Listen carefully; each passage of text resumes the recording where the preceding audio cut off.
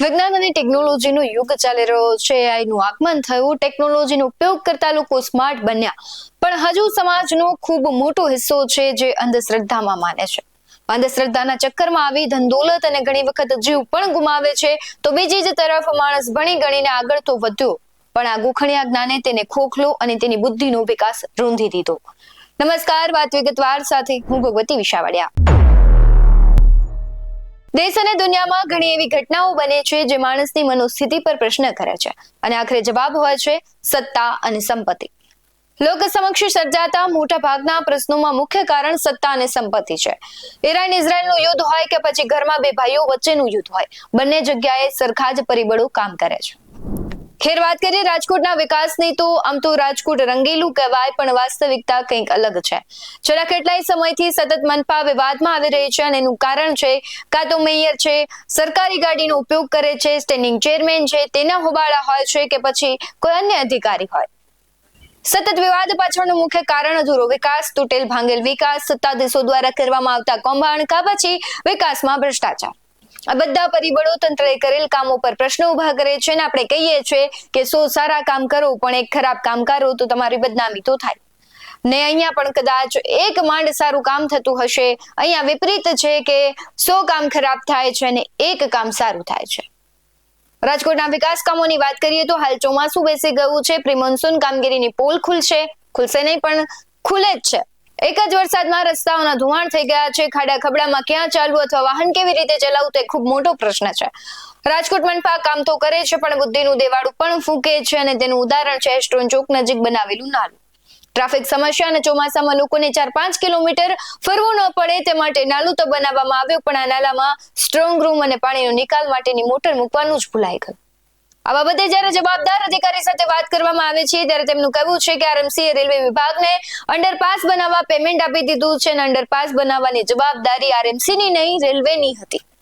શું કરી રહ્યા છે આરએમસીના નાયબ કમિશનર, તેના પર નજર કરીએ. એકચ્યુઅલી રેલવે વિભાગ દ્વારા બનાવવામાં આવ્યું હોય, આપણે એને એ ઇન્વોઇસ રેસ કરે એટલે આપણે ડિપોઝિટ એના ત્યાં જમા કરાવી દઈએ. કોઈ પણ જગ્યાએથી રેલવે પસાર થતી હોય એના નીચેના નાલાની બનાવવાની સંપૂર્ણ જવાબદારી કે કાયદા મુજબ રેલવે વિભાગ જ બનાવતું હોય. આપણા તરફથી એમને જે અમાઉન્ટ એ લોકો રેસ કરે કે અમને આટલો ખર્ચ થશે એટલા પૈસા આપણે રાજકોટ મહાનગરપાલિકા દ્વારા એના ડિપોઝિટ તરીકે આપતા આવીએ છીએ. એનું સુપરવિઝનથી માંડી કન્સ્ટ્રક્શનથી માંડી તમામ જિમ્મેદારી રેલવે વિભાગની હોય છે. અત્યારે જે આપે મને પ્રશ્ન પૂછ્યો, પણ અમે માનનીય કમિશનર સાહેબ અને અમે અત્યારે સવારે જ રાઉન્ડમાં ગયા હતા, અને એ જે દસ્તુર માર્ગ નીચેનો અંડરબ્રિજ છે એ તૈયાર થઈને રાજકોટ મહાનગરપાલિકાને હજી ઓફિશિયલી સોંપવામાં નથી આવ્યો. અમારી પાસે એક લોકો અમને સોંપી દે ત્યારબાદ અમે એનું ઓપનિંગ મતલબ ચાલુ કરી શકીએ. તેમ છતાં આજે અમે જોવા ગયા હતા કે ભાઈ વોટ ઇઝ ધ એની શું પરિસ્થિતિ છે, ટ્રાફિક બાબતની શું પરિસ્થિતિ છે, પાણી નિકાલ બાબતમાં શું વ્યવસ્થા છે, એ બધી વ્યવસ્થા જોવા ગયા હતા. ત્યાં વધુ વરસાદ આવે તો ડેફિનેટલી એ તો પુલ એ અંડરબ્રિજ બંધ કરવો પડે, વધુ વરસાદ પાણી ભરાય તો, કારણ કે એમાં મોટર ના હોય, પમ્પિંગ ના હોય. પણ ઓવરઓલ તમે જોઈએ તો અમે આજે જોઈ લીધું છે એનું ટેકનિકલ સોલ્યુશન શોધવા માટે એઝ અર્લી એઝ પોસિબલ અમે લગત સિટી એન્જિનિયરને પણ સૂચના આપી છે કે અમારી આગળ આખો અહેવાલ રજૂ કરવામાં આવે કે ભાઈ શું થઈ શકે એમ છે. પણ એઝ સચ એવડો મોટો ઇસ્યુ એઝ ઓન નાઉ નથી. અમે ટેકનિકલી અત્યારે હાલ એપરન્ટલી એવો કોઈ મોટો ઇસ્યુ અમને નથી દેખાતો. એ અમને જેવું સોંપી દે ત્યારબાદ અમે તુરંત જ લગત નાનું મોટું કંઈ હશે તો એ પૂરું કરી અને એઝ અર્લી એઝ પોસિબલ પ્રજાનો ઉપયોગ થાય, પબ્લિક એનો ઉપયોગ કરે, એ દિશામાં અમે આગળ વધશું એવી કમિશનર સાહેબની સૂચના છે. હા, એટલે રેલવેના અમારા સિટી એન્જિનિયર જે હોય છે એ એના જે અધિકારી હોય એમની સાથે સતત સંકલનમાં રહેતા હોય છે. જો આવશ્યકતા જણાય કોઈ ઇસ્યુ હોય તો માનનીય કમિશનર સાહેબના અધ્યક્ષ સ્થાને અથવા એ અલાઉ કરે તો મારા અધ્યક્ષ સ્થાને એક નાનકડી અમે મિટિંગ કરી સોલ્યુશન લાવતા આવીએ છીએ. પણ એઝ ઓન હજી એવો કોઈ અમારી પાસે આજે વાત કરી તો રાવલ સાહેબ છે એ જોઈ જ રહ્યા છે, અને એઝ અર્લી એઝ પોસિબલ એનું સોલ્યુશન છે. કોઈ એવડો મોટો પ્રશ્ન નથી દેખાતો. એ જ મેં કહ્યું કે રેલવે અમને સોંપી દે ત્યાર પછી અમે તુરંત જ એઝ અર્લી એઝ પોસિબલ અમે સિટી એન્જિનિયર શ્રીને અત્યારે જ પૂછી પણ લીધું એ બાબતમાં. તો એમના કહેવા મુજબ સ્ટોર્મ વોટરનો કોઈ એવો ઇસ્યુ નથી. રેલવે વાળા કહે છે પણ કોઈ સ્ટોર્મ વોટર ત્યાં ભરાઈ રહે નીકળતું નથી, એવો કોઈ મેજર ઇસ્યુ નથી. કોર્પોરેશનની શું જવાબદારી ફિક્સ થતી હોય? કારણ કે શહેરમાં જ છે અંડરપાસ અને કોર્પોરેશનના હાથમાં જ બનતું હોય છે.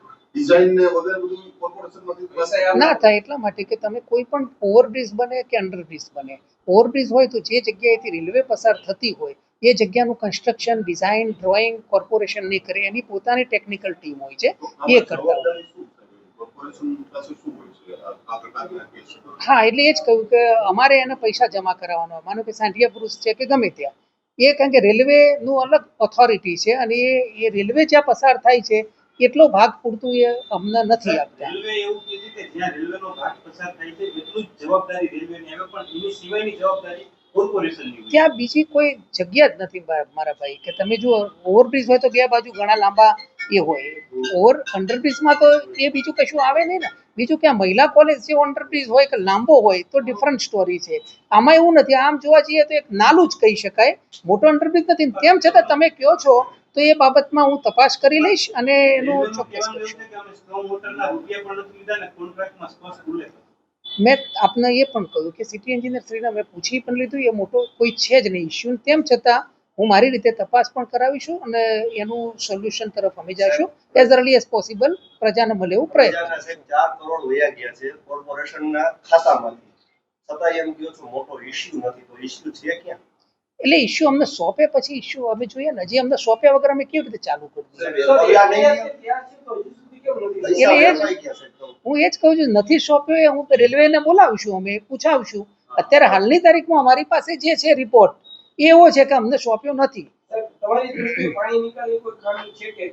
દ્રષ્ટિએ તો ટેકનિકલી તો હું ન કહી શકું, પણ અંડરપાસ એનો મતલબ એ નીચેની ઢાળમાં હોય, બરાબર છે, એટલે વરસાદ આવે ઓટોમેટિક પાણી ભરાવાનું જ છે સાહેબ, તો એમાં પાણી નિકાલની કરવાની જ હોય. પણ એ મેં હજી પણ કહ્યું કે ટેકનિકલ ટીમને ઓલરેડી સૂચના આપી છે કે વિધિન અ ડે અમને આનું તપાસ કરીને સામે આવી છે કે સ્ટ્રોંગ મોટર માટે આપણે ટેન્ડર બહાર પાડ્યા.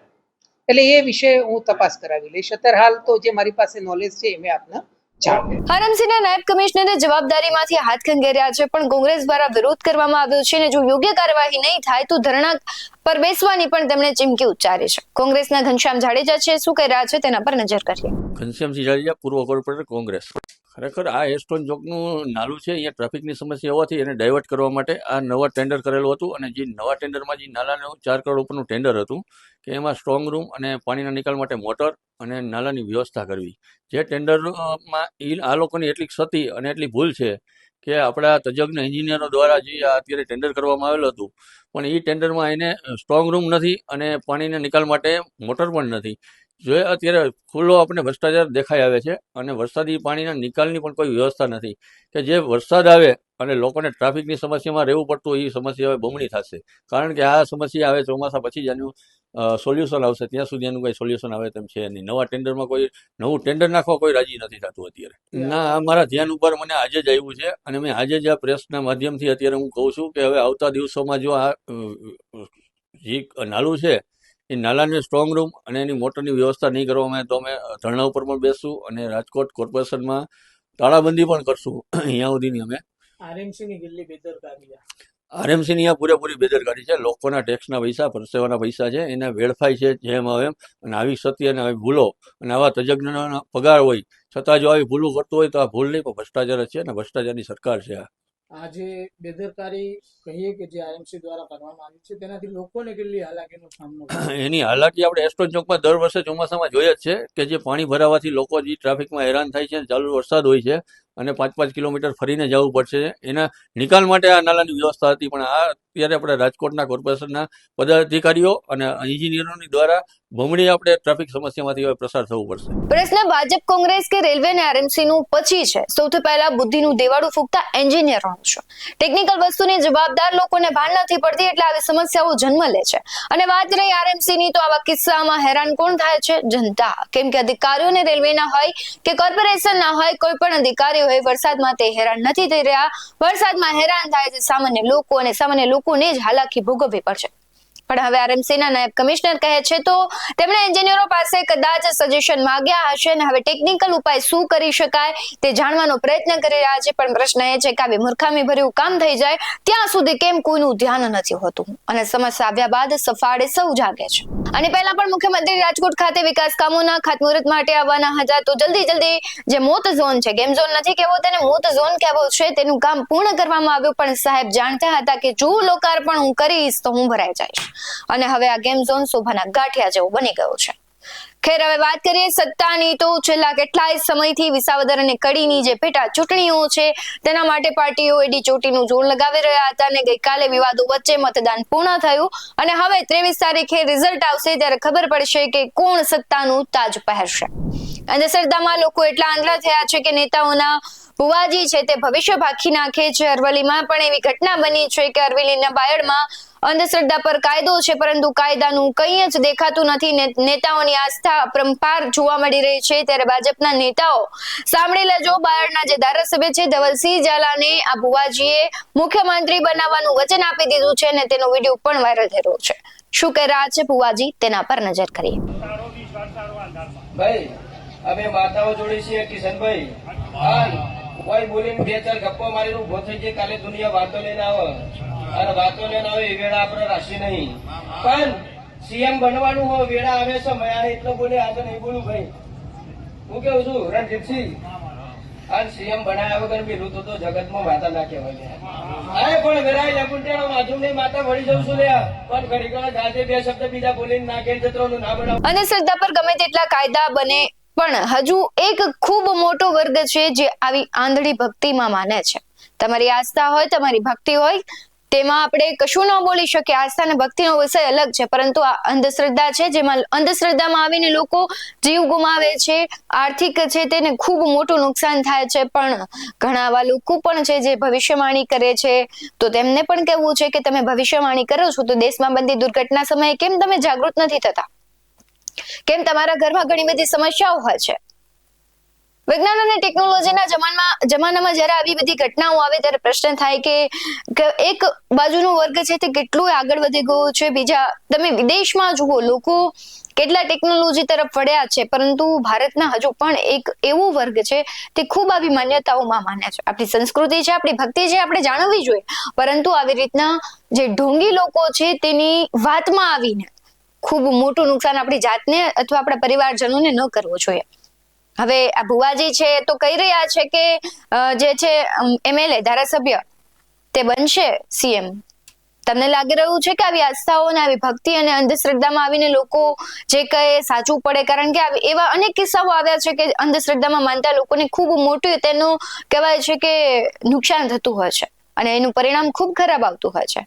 અને આવા વિજ્ઞાન અને ટેકનોલોજીના જમાના પર પણ લોકો જે અંધશ્રદ્ધાને પ્રોત્સાહન આપે છે એ ખૂબ ખોટી વાત છે અને અંધશ્રદ્ધા છે આખરે માણસને વિનાશ તરફ ઉતરે છે. તમને શું લાગી રહ્યું છે કે વિસાવદરમાં અને કહેવાય છે કડીમાં કોણ જીતશે?